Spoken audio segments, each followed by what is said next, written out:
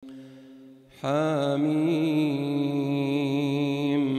والكتاب المبين إنا أنزلناه في ليلة مباركة إنا كنا منذرين فيها يفرق كل أمر حكيم أمرا من عندنا إنا كنا مرسلين رحمة من ربك إنه هو السميع العليم رب السماوات والأرض وما بينهما إن كنتم موقنين لا إله إلا هو يحيي ويميت ربكم ورب آبائكم الأولين بل هم في شك يلعبون فارتقب يوم تأتي السماء بدخان مبين يغشى الناس هذا عذاب أليم ربنا اكشف عنا العذاب إنا مؤمنون أنى لهم الذكرى وقد جاءهم رسول مبين ثم تولوا عنه وقالوا معلم مجنون إنا كاشف العذاب قليلا إنكم عائدون يوم نبطش البطشة الكبرى إنا منتقمون ولقد فتنا قبلهم قوم فرعون وجاءهم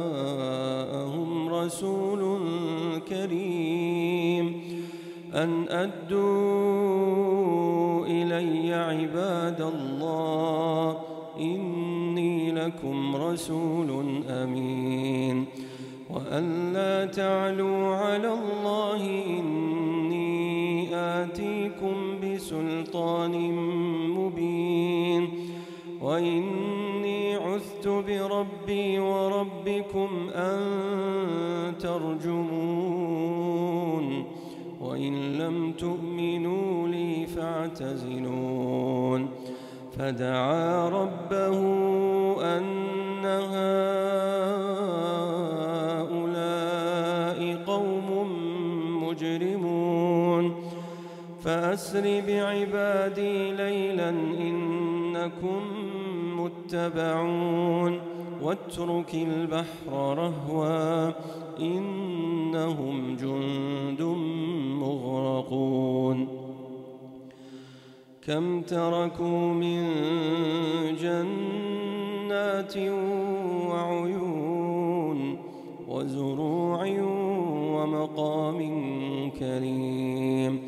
ونعمة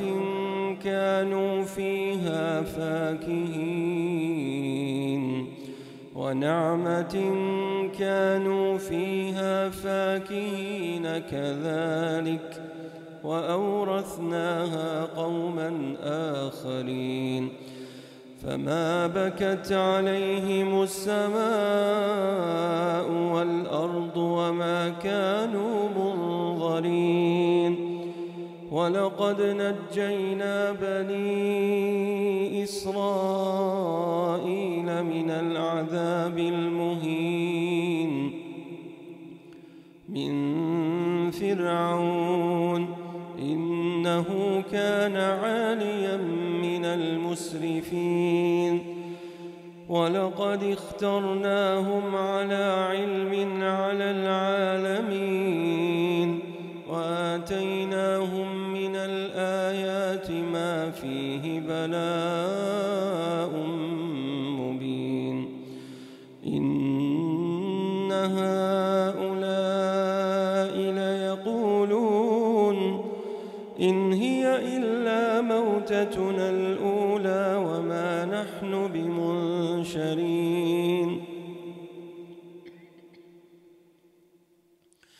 فأتوا بآبائنا